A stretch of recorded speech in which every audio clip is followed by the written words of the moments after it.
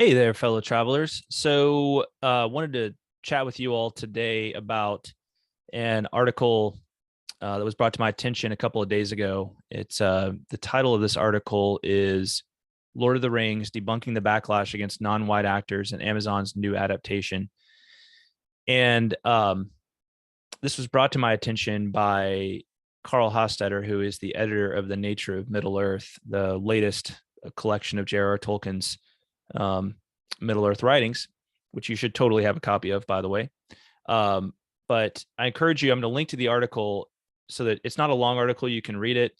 But more importantly, I want to make sure you guys know that Carl left some comments on the article that I think are very worth reading. And he responds to some problems in the article that I'm not going to respond to, and does a very good job. So anyway, check out the article. The link is below. By the way, before we get started, please subscribe to this channel. And as you think about your responses to what I'm saying, leave some comments below. I want to, I really want to just get some patience into the equation here, because y'all, this article, it is very problematic, and it's disappointing because it's written by two scholars, right? And I would expect more. I would expect better from scholars, quite frankly. So let me just get to the point of what I want of what I had a problem with. Here's the basic argument of the article. I would say it's dealing with this question: should there be black elves and dwarves in Amazon's new rings of power? And they're responding to, maybe what they call this backlash against this idea. And so their thesis is, first, these are imaginary creatures which are not always clearly described in the original books. Tolkien was more interested in metaphysical than biological questions. Still, there is some evidence of dark-skinned elves and hobbits in drafts of the Silmarillion and the prologue of the Lord of the Rings. Perfectly fine. Got no problem with that. The second part of the thesis goes as follows: even if Tolkien had specified that all elves, dwarves, and hobbits were white, it still wouldn't matter. I just, when I read those words, that it wouldn't matter what Tolkien specified or what Tolkien thought, it's immediately like huge red flag, like full stop. What? Okay. What is anybody doing adapting Tolkien whose mentality is it doesn't matter what he thought? I'm increasingly seeing this from people whose opinions that I thought I respected, or at least I think I should respect. But I just think to myself, are you kidding me? How can you call yourself a Tolkien scholar if that's your mentality? Okay. The real problem I have, okay, I'm gonna jump forward to the particular section that I just really have a hard time with. And it's, the heading on it is, but Tolkien would have hated it. Okay. Now, I want to preface all of this by saying that I am open-minded about black elves and black dwarves and any other skin color we want to throw in there. Okay. This is not, to me, about like that direct question. My issue is with the higher order question of how do we determine these things? Okay. In my modus operandi, the thing that I wish most for any adaptation of Tolkien's works is that the writers, the adapters, the producers, the directors think to themselves, what would Tolkien think? Right? They ask themselves that question, and they ask it seriously, and they ask it with the intention of going and researching it and becoming well-rounded, and asking experts, unbiased experts, or at least experts that will present their particular biases as they give their opinion. Okay. I just, it kills me to think that there are people who are adapting this who care more about other questions, like, boy, this is costing us a lot of money, we really better do what we can to make sure it's a success. Or, well, we have to get this quota of so many people in here, right? So that we don't upset, the powers that be in Hollywood, right?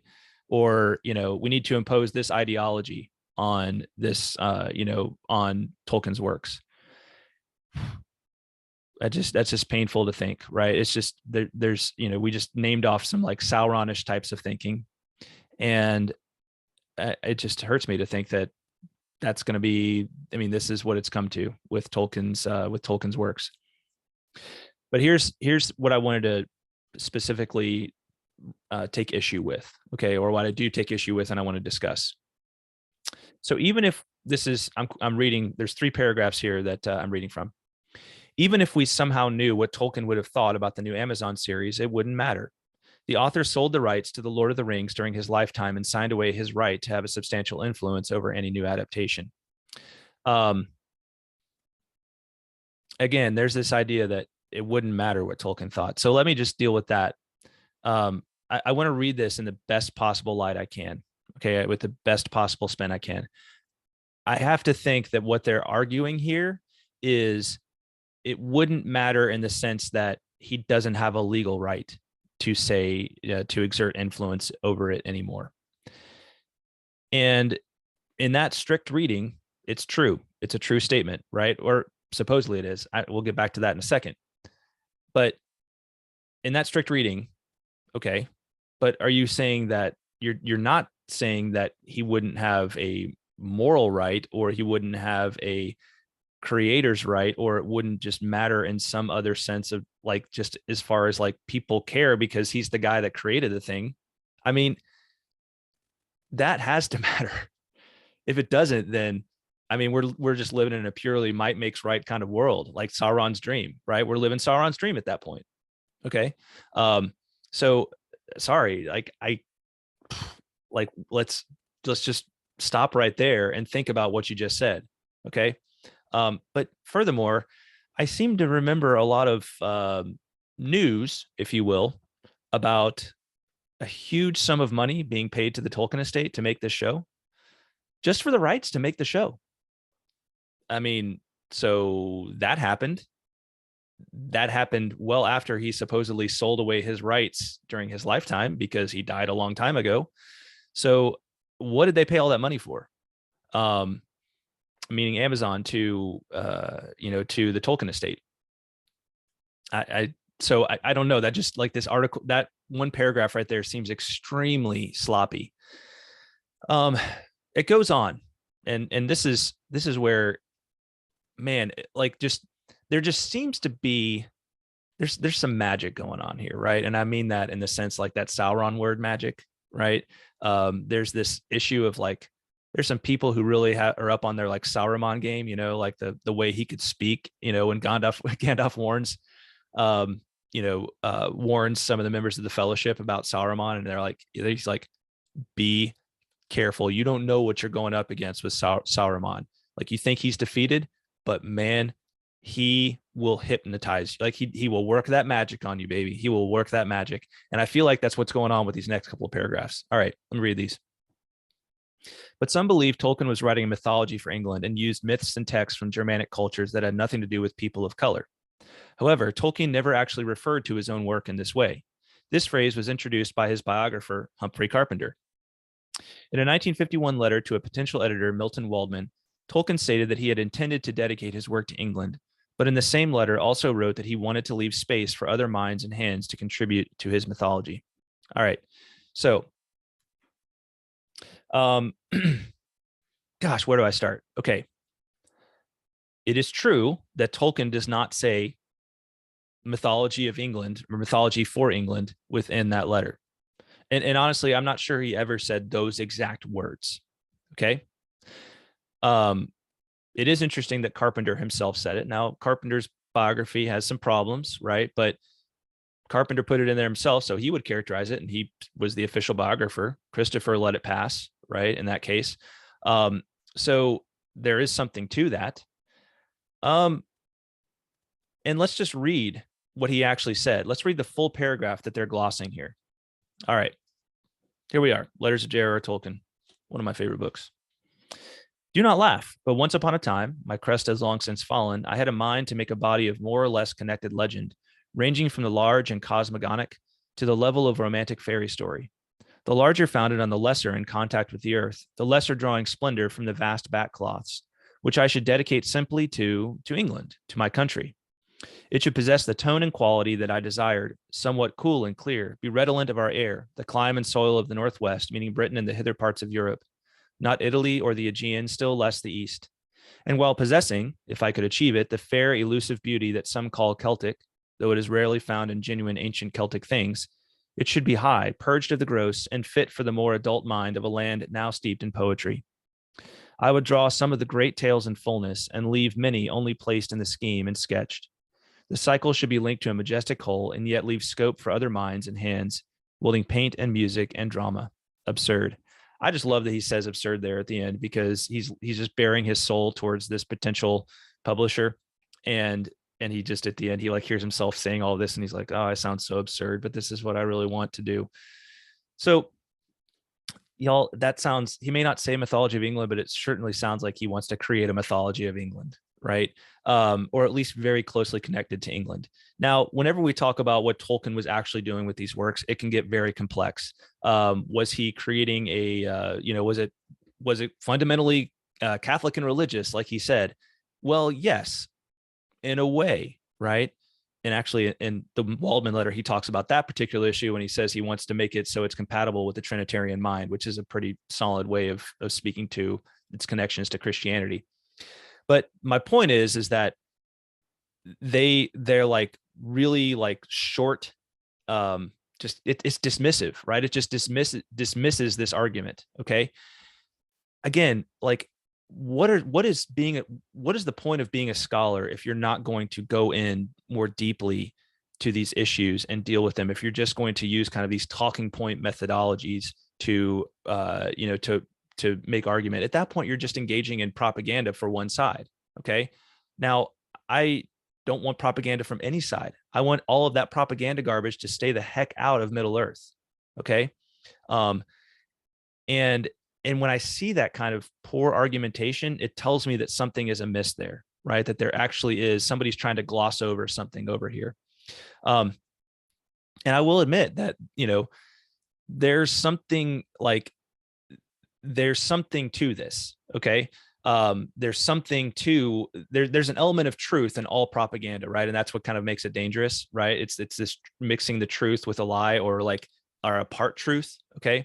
But we can see it right there, right? It's this gloss over this idea that he wanted to create a mythology of England and being like, oh, not really. He just dedicated it to England. It's like,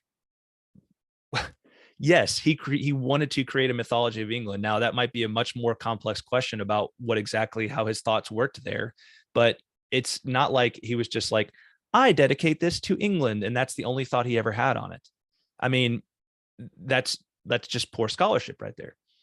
So, to round this all back and bring it all back to that point of what would Tolkien think, we got to do better, right? Like the people who are the scholars, the people who dive into this stuff have got to be better. I am okay with you writing an article about, like, I love the idea. Like, and I'm, at some point, I hope I can do my own about like, what would Tolkien think about having black elves or black dwarves? I think he would have been cool with it. Okay. So, don't come at me with any of that, with any of, the like, well, you just are against this article because you're racist, right? That's garbage. Okay. I'm against the article, or I have problems with this article because it's problematic, because it's pretty sloppy. All right. And people need to do better if they're going to make make a difference with these kind of write-ups, with these kinds of responses. So anyway, do with it what you will. Leave me a comment, tell me what you think in the article below. Look, people, I love Tolkien. I love Middle Earth. I want to respect what he established, because for me, those works are life-changing. Those works are life-giving, I would even say, for me. Okay. I mean, I just reading Lord of the Rings, reading the first chapter yesterday, and it's just so good. And it's not like that much happens in it, but it's just so good. Just these little details you pick up here and there. Listening to the Children of Hurin audiobook narrated by Christopher Lee. By the way, that guy was like born to narrate Children of Hurin, right? Of course, he was pretty good as Sauron too, but does a fantastic job of reading the Children of Hurin audiobook. So anyway, I just, gosh, I hope we don't end up just being so distracted by all of the controversies over the Rings of Power that we lose sight of the just utter beauty and wonder and greatness of Tolkien's Legendarium, and it's in the way he presented it to us. And I just really hope that it's not one of these cases with Amazon's show where we're fighting the long defeat, right? Where we're just going to be, it's everything that actually he wrote is going to be kind of like plowed away to make room for all of the adaptations. Okay. That will be a sad day. That will be a sad day. So anyway, let's think some positive thoughts. All right. Go spend some time, go read a chapter from Lord of the Rings, lift your mind, lift up your hearts. Don't let the shadow overtake you. We might be fighting the long defeat, but in the end, let's be hopeful. Always hope. The long defeat, but always hope, right? It's going to get better. It's going to get better. All right. See y'all later.